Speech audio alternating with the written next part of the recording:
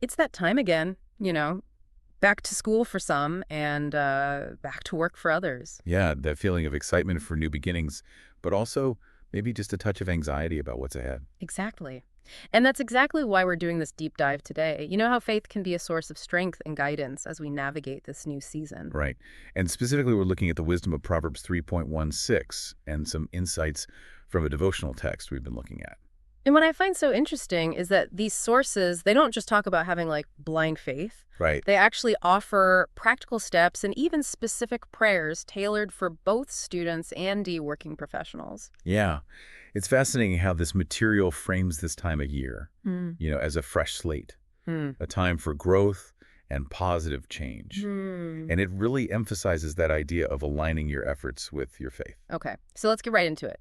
Proverbs 3.16 says, "Commit your works to the Lord and your plans will be realized." Now, I don't know about you, but sometimes those ancient verses can feel well, ancient. So how do we actually connect this to our modern lives? That's a great question, and I think that's where the devotional text really shines. Hmm. It takes this verse and it translates it into actionable steps. Okay. It's not about passively waiting for things to happen, but about actively engaging with your faith as you work towards your goals. So it's more than just hoping for the best. Exactly. It's Yeah. about recognizing that while you put in the effort, there's a higher power that can guide and support you along the way. Yeah. It's like having a mentor who's always there to offer wisdom and encouragement. And the devotional text actually provides specific prayers for different situations. Absolutely. It acknowledges that students and working professionals face unique challenges and encourages tailored prayers for those circumstances. Yeah. So for students, for example, it emphasizes asking for focused wisdom Yeah. and the ability to really absorb what they're learning. Yeah, I remember those late night study sessions where I wished I could just download the information straight into my brain. Right. But it's not just about acing exams, is it? No, it goes deeper than that. The devotional text encourages students to pray for strength, to overcome distractions, laziness, even that nagging self-doubt that can creep in. It's about cultivating those inner qualities that contribute to success, regardless of your grades. And it's not just for students either. There's a whole section dedicated to prayers for working professionals. Yes, and it touches on some really relevant points for anyone in the workforce. It talks about finding joy and purpose in your work, being a reliable and positive influence on your colleagues, and having the wisdom to navigate difficult decisions. This is where it starts to get really interesting for me. So it's not just about achieving external success, but also about the kind of person you become along the way. Precisely. The source material suggests that by bringing your faith into your work, you can find personal fulfillment while also contributing to a more positive and ethical work environment. Mm. You become someone people can rely on, someone who brings integrity and a positive attitude to the table. Okay. So we've talked about prayer as a tool, but the devotional text also emphasizes taking concrete actions, right? It's not all just about praying and hoping for a miracle. You're absolutely right. And one of the key action steps it highlights is goal setting. Yeah. Not just vaguely thinking about what you want to achieve, but actually taking the time to write down your goals. And then here's the interesting part, praying over them. It's like inviting a higher power into your planning process. That's a really cool idea. It's like acknowledging that you need both a plan and a source of strength to make it happen. And speaking of acknowledging, there's a quote from the devotional text that really struck me. It says, "I recognize, Father, that I need you for everything I will undertake this year. Without you, I can do nothing." Have you ever felt that way? Where you realize you need something bigger than yourself to lean on? Absolutely. And that quote, I think, beautifully captures the essence of humility and reliance on a higher power that this whole deep dive is about. It's not about pretending we have all the answers or that we can achieve success solely through our own efforts. It's about recognizing that we're part of something larger, something that can provide guidance, support, and strength when we need it most. That's a powerful reminder as we head into this new season. But it's not just about leaning on faith when things get tough, right? No, the devotional text encourages us to make it a daily practice, specifically starting each day by dedicating your work or studies to a higher power. It's like setting an intention, aligning yourself with your faith before you even dive into your to-do list. So it's about weaving faith into the fabric of your everyday life, not just reserving it for Sundays or times of crisis. That's a great way to put it. Yeah. And it's about finding that balance between taking action and trusting in something bigger than yourself to guide you. And speaking of action, the devotional text also emphasizes practical things like organization, right? It suggests using planners and tools to stay on track, but doing so while also seeking divine guidance. So it's not an either-or situation. It's about using both structure and faith to succeed. What are your thoughts on that? That's what I find so compelling about this approach. It combines practicality with spirituality. It recognizes that we need to be organized and proactive, but also that we don't have to go it alone. Yeah. We can rely on our faith to provide clarity, direction, and even a sense of peace amidst the chaos of daily life. I love that. It's like acknowledging that you need both the map and the compass to navigate your journey. But it wouldn't be a true discussion about faith without talking about perseverance, would it? You're absolutely right. And the source material really leans into the idea that challenges are inevitable. They're not a sign that you're failing or that your faith is weak. In fact, they can be opportunities for growth and learning. Right. It's like that saying, smooth seas never made a skilled sailor. But how does the devotional text encourage us to approach those inevitable challenges?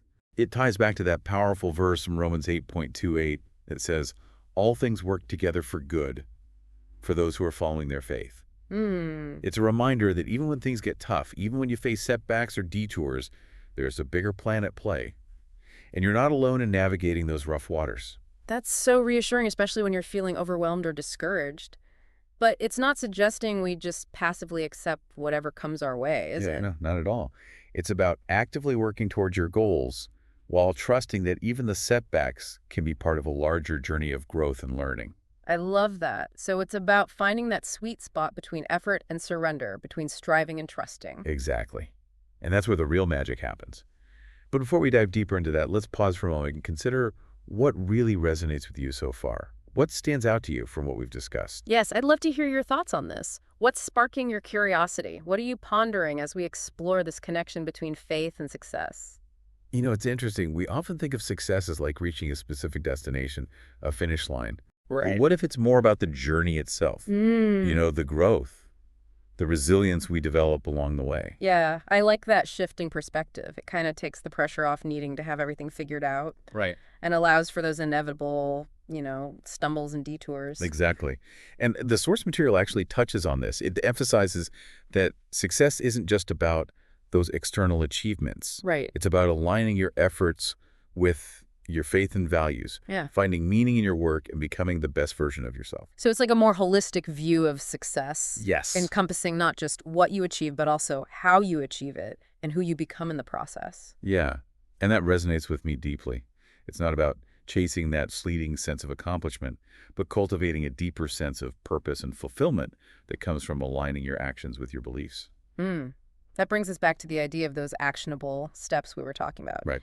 We've touched on goal setting and prayer, but what are some other practical things the devotional text suggests? While building on the idea of daily prayer, the devotional text encourages us to view challenges not as roadblocks, but as opportunities for growth.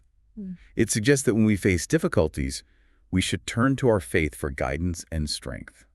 So it's not about avoiding challenges altogether, Right. but about approaching them with a different mindset, a faith-informed perspective that allows us to see them as stepping stones rather than stumbling blocks. Precisely.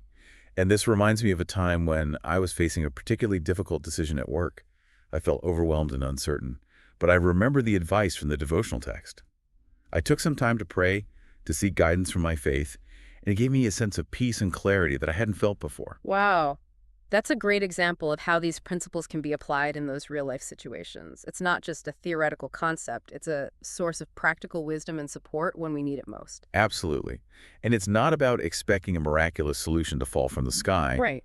It's about finding the strength and resilience to face challenges head-on, knowing that you're not alone in the process. You know, what's really resonating with me is this idea of weaving faith into the everyday, Yeah. not just compartmentalizing it to certain times or situations.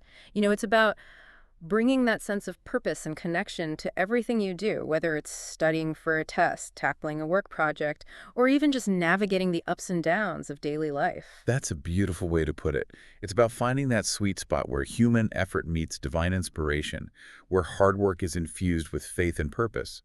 And in that space, amazing things can happen. I completely agree. And it's not about achieving perfection, is it? It's Yeah. about progress, about taking those small steps towards aligning your efforts with your faith, knowing that you're being guided and supported every step of the way. Exactly. And sometimes those small steps lead to giant leaps forward. Remember, success isn't a linear path. There will be detours, setbacks, and moments of doubt. But if you keep your faith as your compass, you'll always find your way back on track. That's such a powerful image. Faith as a compass. Mm. It reminds me that even when we feel lost or uncertain, there's a guiding force that can help us navigate those uncharted waters. But before we get too carried away with metaphors, let's bring this back to our listeners. If you're feeling inspired by what we've discussed so far, what's one practical step you can take today to integrate these principles into your own life? That's a great question to ponder. Perhaps it's incorporating a short prayer or a moment of reflection into your morning routine. Maybe it's taking a few minutes each day to review your goals and visualize yourself achieving them with the support of your faith. Or perhaps it's simply being more mindful of the challenges you face, seeing them as opportunities for growth rather than obstacles to overcome. Those are all fantastic suggestions, and I think it's important to remember that there's no one-size-fits-all approach. It's about finding what resonates with you, what speaks to your heart, and then experimenting with how to incorporate those practices into your daily routine. Absolutely. It's a personal journey of discovery and growth. And the beauty of it is that you don't have to have it all figured out from the start. Just take that first step and trust that the path will unfold before you. Speaking of unfolding paths, one of the things that really stood out to me in the devotional text was its emphasis on trusting the journey. Hmm. Even when things don't go according to plan, even when we face setbacks or disappointments, there's a sense of peace that comes from knowing that there's a bigger picture at play. That's a beautiful point. And it's a reminder that we don't always have control over the outcomes, but we do have control over our responses. We can choose to approach challenges with fear and doubt or with faith and a belief that even in the midst of difficulty, something good can emerge. It's like choosing to focus on the light at the end of the tunnel, even when the tunnel feels incredibly long and dark. Yeah. But how do we cultivate that trust when we're in the thick of it, when things feel overwhelming and uncertain? What does the devotional text suggest? Well, it encourages us to lean into our faith community, to surround ourselves with people who can offer support and encouragement. It also reminds us that prayer is a powerful tool for finding peace and guidance when we feel lost or alone. That's so important. Having a supportive community and a strong connection to your faith can make all the difference when you're facing tough times. It's like having a safety net to catch you when you fall and cheerleaders to encourage you to get back up and keep going. Exactly. And it's not about relying solely on others to lift you up. It's about recognizing that we're all interconnected, that we're stronger together, and that by sharing our struggles and supporting each other, we can overcome even the most daunting challenges. I love that. It's a reminder that we're not meant to go through life alone. We all need each other, and we all need something bigger than ourselves to lean on. And there's something else that struck me about the devotional text. It talks about the importance of gratitude, even when things are tough. It encourages us to find things to be thankful for, even in the midst of adversity. That's a powerful practice, isn't it? Shifting our focus from what's missing to what we already have can completely transform our perspective. Absolutely. It's about recognizing the blessings in our lives, no matter how small they may seem. And it's about appreciating the journey itself, even with its bumps and detours. Because in the end, it's not just about reaching the destination, it's about who we become along the way. And speaking of becoming, I think we've reached a point in our deep dive where it's time to shift our focus from general principles to a more personal reflection. If you could ask for one specific thing to help you succeed this year, what would it be? And how does that connect to your faith or belief system? That's a great question. And I think it's one that deserves careful consideration. What is it that you truly desire, not just on a superficial level, but deep down in your heart? And how can your faith help you achieve that goal, not just in terms of external success, but also in terms of personal growth and fulfillment? It's like asking ourselves, what is our unique contribution to the world? What are we here to learn and share? And how can our faith empower us to live a life that's both meaningful and impactful? Yeah. It's almost like we're being invited to write our own personal mission statement, Right. but one that's deeply rooted in our faith and values. And I think that's a beautiful way to approach this new season, Whether it's a new school year, a new job, or just simply a new chapter in your life. It's about aligning your aspirations with something bigger than yourself, something that gives you that sense of purpose and direction.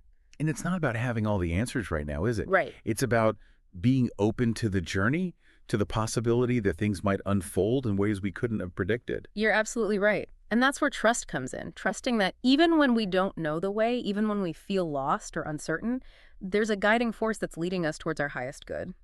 I love that. It's like surrendering to the flow of life while also actively participating in shaping our own destiny. Yeah. But surrender can be a tricky concept, can't it? It's easy to misunderstand it as like giving up or becoming passive. That's a great point. Surrender in this context isn't about resigning ourselves to whatever happens. It's about releasing the need to control every outcome and trusting that there's a wisdom greater than our own at play. It's about letting go of fear and doubt and opening ourselves to the possibility that things might unfold in a way that's even better than we could have imagined. So it's about aligning our will with a higher will, not about becoming doormats or giving up on our dreams. Exactly. It's about finding that delicate balance between effort and surrender, Mm. between striving and trusting. And it's in that space, that sweet spot, where we often experience the most profound growth and fulfillment. It's like that saying, let go and let God. But it's not about becoming passive observers. Mhm. It's about actively participating in our own lives while also acknowledging that we're part of something much larger than ourselves. And that's where the real magic happens. When we surrender our ego's need to control everything, we open ourselves to a world of possibilities. We allow for divine inspiration to flow through us, guiding our steps and leading us towards our highest potential. So, as we wrap up this deep dive, I'd love to leave our listeners with a final thought to ponder. If you could ask for one specific thing to help you succeed this year, what would it be? And how does that connect to your faith or belief system? It's a powerful question, isn't it? And one that deserves some quiet reflection. What is it that you truly desire? What kind of success are you seeking? And how can your faith be a source of strength, guidance, and inspiration as you navigate this new season? Maybe it's the courage to step outside your comfort zone, the wisdom to make tough decisions, or the strength to persevere through challenges. Whatever it is, hold that desire in your heart. Seek guidance from your faith and trust that you're not alone on this journey. And remember, success isn't just about reaching a destination. It's about the growth, the learning, the transformation that happens along the way. It's about aligning your efforts with your values, finding meaning in your work, and making a positive impact on the world around you. And that, my friend, is a definition of success worth striving for. Indeed. And who knows, maybe by tapping into the power of faith, you might just discover a level of success you never thought possible. Thanks for joining us on this deep dive. We hope you found it insightful, inspiring, and maybe even a little bit challenging. Until next time, keep seeking, keep growing, and keep believing.